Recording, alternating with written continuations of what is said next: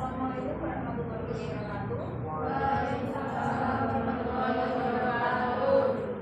Selamat siang. Di sini kami dari kelompok 4 akan mempresentasikan mengenai provisi dan kontingensi. Bab ini merupakan lanjutan dari bab sebelumnya, yaitu liabilitas jangka pendek.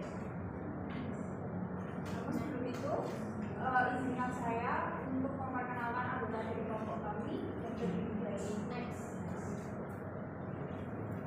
saya, Firsa Karolina, absen 21, dan rekan saya Mirvandana Madani Putra, absen 9. Saya Lutfina Nuraini, absen 13. Saya Septian Kurnia, absen 18. Jadi di bab ini nanti kami akan membahas mengenai nilai sumpah, yaitu provisi dan kontingensi, mulai dari pengertian apa itu provisi dan kontingensi, lalu bagaimana provisi dan kontingensi itu diukur, jenis dari provisi sampai dengan liabilitas kontingensi. Sedangkan yang kedua yaitu penyajian dan pengungkapan, dan yang ketiga yaitu analisis laporan keuangan. Baik, subbab yang pertama akan dijelaskan oleh rekan saya Lutfi, silakan. Baik, di sini saya akan menjelaskan subbab yang pertama, yaitu provisi dan kontingensi. Yang pertama saya akan menjelaskan mengenai definisi. Apa sih itu kontingensi? Jadi, kontingensi adalah istilah umum yang digunakan untuk sesuatu yang memiliki ketidakpastian dari sisi kejadian dan jumlah. Dalam PSAK 57 revisi 2004, provisi disebut sebagai kewajiban diestimasi.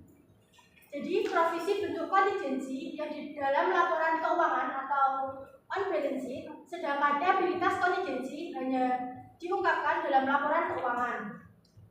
Sedangkan dalam PSAK 57 revisi 2009 mendefinisikan provisi sebagai liabilitas kini yang waktu dan jumlahnya belum pasti.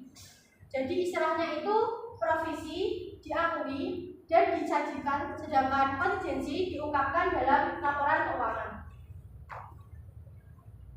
Selanjutnya, liabilitas kontingensi menurut PSAK 57 revisi 2009 itu ada dua. Yang pertama, liabilitas potensial yang timbul dari peristiwa masa lalu dan keberadaannya menjadi pasti dengan terjadinya atau tidaknya suatu peristiwa pada masa yang akan datang.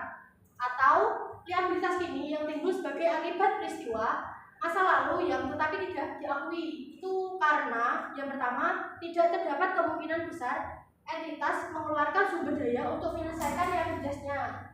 Yang kedua, jumlah liabilitas tersebut tidak dapat diukur secara andal. Jadi, liabilitas tidak diakui dalam laporan keuangan, tetapi liabilitas ini hanya perlu diungkapkan dalam catatan atas laporan keuangan. Selanjutnya saya akan menjelaskan mengenai pengakuan dan pengukuran. Jadi, provisi itu diakui jika memenuhi 3 syarat. Yang pertama, entitas memiliki kewajiban ini atau baik bersifat hukum atau konstruktif. Itu sebagai akibat peristiwa yang di masa lalu. Yang kedua, kemungkinan besar atau probable penyelesaian liabilitas tersebut mengakibatkan arus keluar atau sumber daya. Dan yang ketiga, estimasi yang andal mengenai jumlah liabilitas nilainya dapat diukur secara andal. Ketika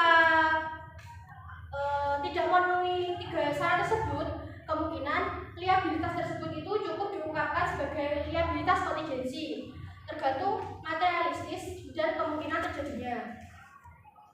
Misalnya, itu suatu peristiwa mengikat dan jumlah material memenuhi persyaratan A dan B, tetapi tidak memenuhi persyaratan C. Jadi, entitas cukup mengungkapkan sebagai liabilitas kontingensi. Ini saya ada contoh kasus. Soalnya, entitas menjual produk dengan memberikan garansi selama 1 tahun dari tanggal penjualan. Jika kerusakan terdeteksi cacat ringan, biaya perbaikan atas seluruh produk yang dijual yaitu sebesar 100 juta. Jika cacat berat, biaya yang dikeluarkan sebesar 500 juta.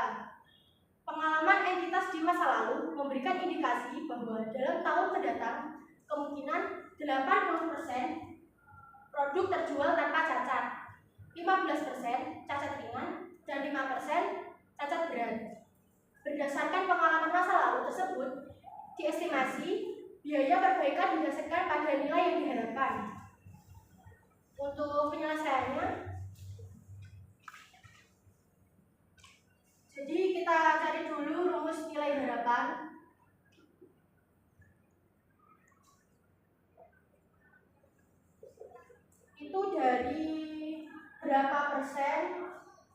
produk yang terjual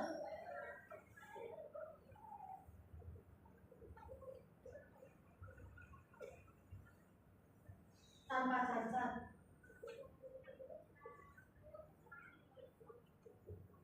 dikali biaya yang dikeluarkan, lalu ditambah berapa persen produk yang terjual cacat ringan dibagi biaya, ditambah yang terakhir cacat berat, berapa persen cacat berat dikali biaya yang dikeluarkan. Tadi sudah diketahui dalam soal untuk berapa persen produk yang terjual tanpa cacat itu 80%, dikali biayanya 0 karena tidak diketahui di dalam soal, ditambah berapa persen cacat ringannya itu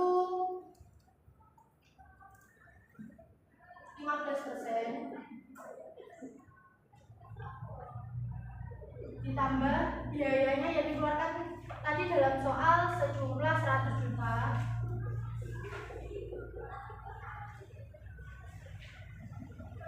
ditambah cacat beratnya 5%, biayanya dikali biayanya 500 juta. Jadi untuk 80% dikali 0 jawabannya 0, ditambah 15% dikali 100 juta 25 juta, ditambah 5% dikali 500 juta, mohon maaf yang ini tadi 15 juta. Jadi totalnya 40.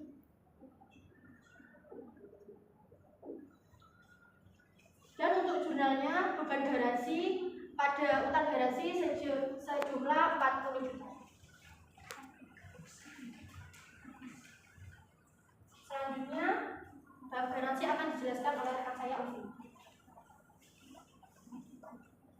Baik, di sini saya akan menjelaskan mengenai garansi. Nah, salah satu jenis atau contoh dari provisi itu adalah garansi. Nah, seperti yang sudah kita ketahui, garansi itu adalah suatu bentuk jaminan yang diberikan oleh penjual pada saat kita membeli barang dalam kurun waktu atau jangka waktu tertentu.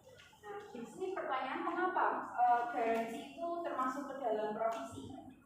Jadi garansi termasuk ke dalam provisi karena garansi itu merupakan bentuk kewajiban ini yang nantinya itu entitas harus mengeluarkan sumber dayanya untuk melunasi kewajiban tersebut. Atau juga bisa seperti yang disebutkan oleh Lutfi tadi, bahwa salah satu pengakuan dan juga pengukuran dari provisi itu syaratnya adalah dapat diestimasi. Nah, garansi ini termasuk dapat diestimasi, oleh karena itu garansi termasuk ke dalam provisi. Garansi sendiri terdiri dari dua, yaitu garansi jaminan dan juga garansi jasa. Garansi jaminan itu merupakan bentuk kewajiban yang diberikan oleh penjual untuk memastikan bahwa produk yang diberikan tidak rusak. Nah, kalau garansi jaminan ini ketika kita membeli barang, jadi sudah include dengan garansinya, jadi kita tidak perlu membayar biaya tambahan. Nah, akibat dari garansi jaminan ini, entitas itu harus mengakui liabilitas karena kontrak yang sudah disetujui di awal tadi. Sedangkan kalau garansi jasa itu merupakan bentuk layanan tambahan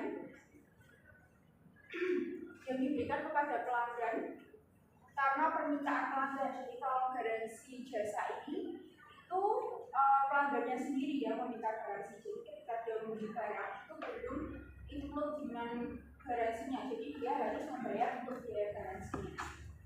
Akibatnya harga jual dari produk tersebut itu akan meningkat apabila menggunakan garansi jasa ini. Dan akhirnya entitas itu akan mencatatnya itu sebagai pendapatan yang ditangguhkan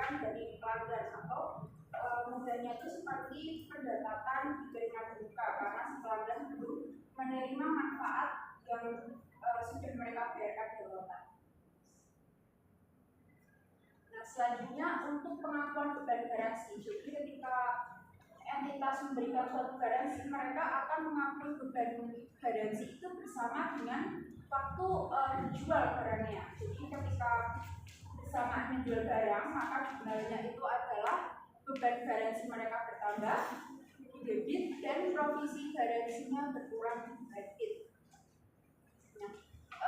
Pengakuan beban garansi ini untuk lebih mudahnya itu bisa dilakukan pada akhir periode pelaporan melalui jurnal penyesuaian. Tetapi untuk perusahaan yang memiliki sistem akuntansi yang baik itu, beban garansi diartinya itu pada waktu saat penjualan. Selanjutnya apabila pelanggan itu sudah klaim garansi atas garansi mereka, maka jumlahnya adalah provisi garansinya di debit, lalu sumber daya yang dikeluarkan entitas untuk melakukan garansi tersebut di sini berupa kas, jadi kasnya di debit. Ini merupakan jurnal saat pelanggannya itu sudah klaim garansi, dan yang beban garansi tadi itu masih berupa estimasinya. Nah di sini untuk lebih jelasnya disediakan contoh soal. Di sini informasi garansinya dulu. Di sini di PT Karang dia itu menjual produk dengan garansi yang diberikan itu 2 tahun. Nah, berdasarkan hasil analisis perusahaan di masa lalu, mereka itu mengetahui bahwa hanya 5% pelanggan saja yang datang untuk meminta garansi tersebut. Nah, dari 5% tersebut, 70%-nya itu meminta garansi di tahun pertama dan sisanya itu di tahun kedua. Nah, rata-rata biaya yang dikeluarkan perusahaan untuk melakukan garansi tersebut itu Rp200.000. Itu untuk informasi garansinya. Selanjutnya untuk kasusnya, misalnya di sini di tahun 2019 PT Karang itu berhasil menjual sebanyak 10.000 unit, dan di tahun 2020-nya meningkat sebesar 12.500 unit. Sedangkan garansi aktual atau garansi yang benar-benar terjadi di tahun tersebut di tahun 2019-nya itu sebesar 50 juta, sedangkan di tahun 2020-nya itu sebesar 115 juta. Jadi yang pertama kita catat dulu di tahun 2019. Nah, pencatatannya itu kita harus menghitung beban garansi atau estimasinya dulu dengan cara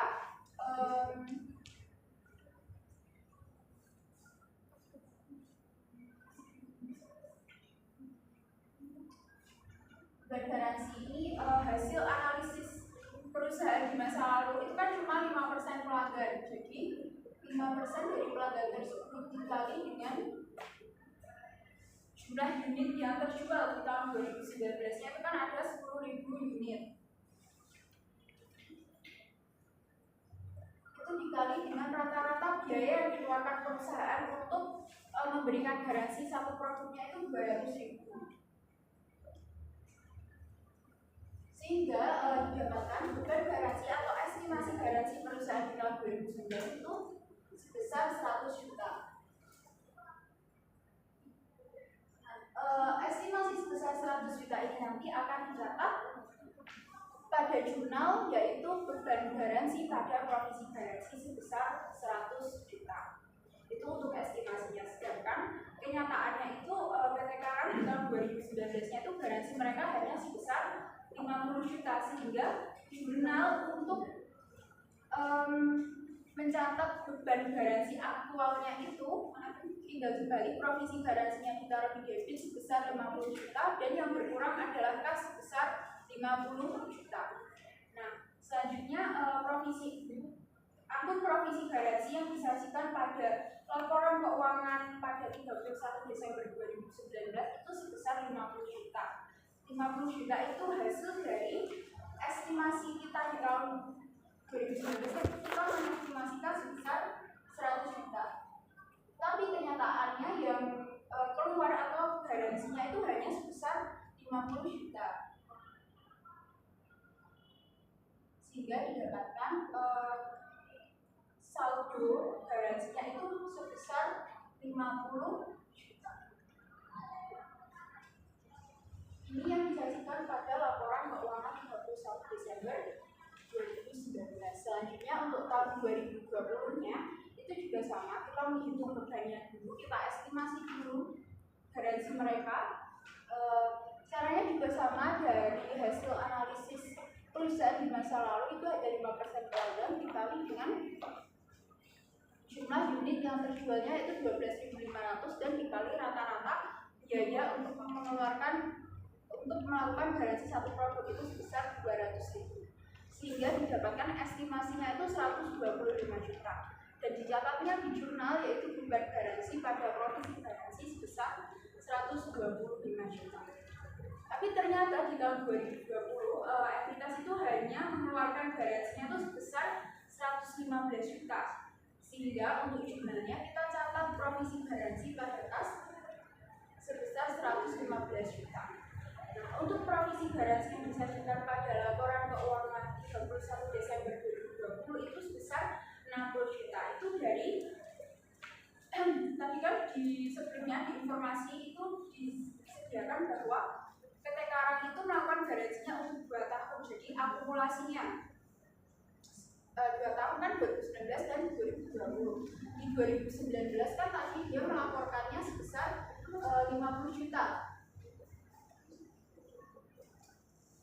Lalu di tahun 2020 dia pertama mengestimasikan sebesar 125 juta. Lalu dikurangi dengan garansi yang terjadi itu hanya 115 juta. Sehingga didapatkan totalnya ini sebesar 10 juta.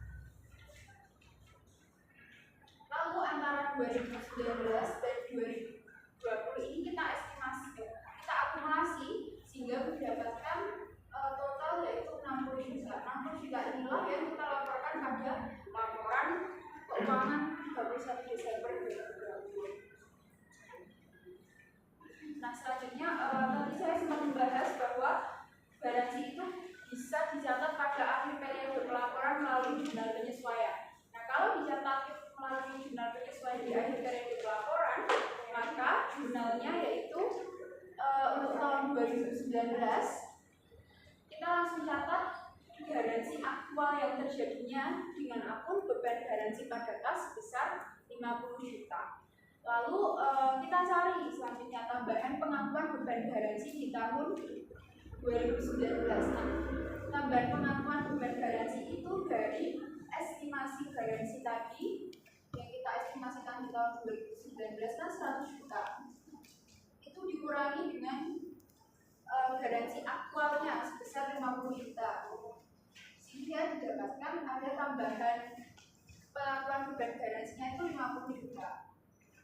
Nah, 50 juta ini nanti dicatat dengan akun beban garansi pada provisi garansi sebesar 50 juta.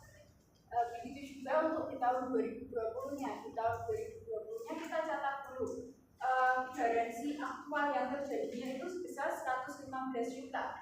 Sehingga mencatatnya itu beban garansi pada kas sebesar 115 juta. Lalu kita cari berapa tambahan pengakuan beban garansi yang terjadi di 2020 itu dengan cara estimasi kita yang awal tadi itu kan 125 juta dikurangi dengan garansi aktualnya 115 juta sehingga dapat hasilnya ada 10 juta. Nah, 10 juta ini tambahan beban garansi ini kita catat dengan beban garansi pada provisi garansi sebesar 10 juta. Baiklah, selanjutnya untuk contoh kasus mengenai garansi jaminan produk dan jasa akan dijelaskan oleh Mas Heru. Selanjutnya saya akan menjelaskan contoh kasus dari garansi jaminan produk dan jasa. Contoh kasusnya yaitu pada PT Perahu menjual mobil pada 2 Januari 2015 dengan memberikan garansi atas 36 km pertama atau selama 3 tahun mana yang lebih dahulu. Harga jual mobil yaitu 300 juta. Entitas mengestimasi biaya garansi yang akan diberikan selama 3 tahun sebesar 7 juta. Pelanggan juga membeli garansi jasa senilai 9 juta. Sehingga ada tambahan pelayanan untuk servis mobil tersebut dari standar jaminan yang diberikan. Selama tahun 2015, biaya terkait dengan jaminan asuransi yang dikeluarkan sebesar 5 juta dan tahun 2016 sebesar 1 juta. Atas garansi jasa perusahaan mengakui dengan metode garis lurus. Untuk penyelesaiannya, jurnal yang dibuat oleh perusahaan pada saat melakukan penjualan kas sebesar 309 juta itu dari 300 juta tadi ditambah 9 juta. Jadi kas sebesar 309 juta, ada beban garansi di debit senilai 7 juta, provisi garansi di kredit senilai 7 juta, pendapatan ditangguhkan garansi jasa pada kredit senilai 9 juta, penjualan di kredit senilai 300 juta. Selanjutnya, jurnal pada 2015 saat memberikan garansi jaminan dan pengakuan garansi jasa, yaitu provisi garansi pada kas atau persediaan senilai 5 juta.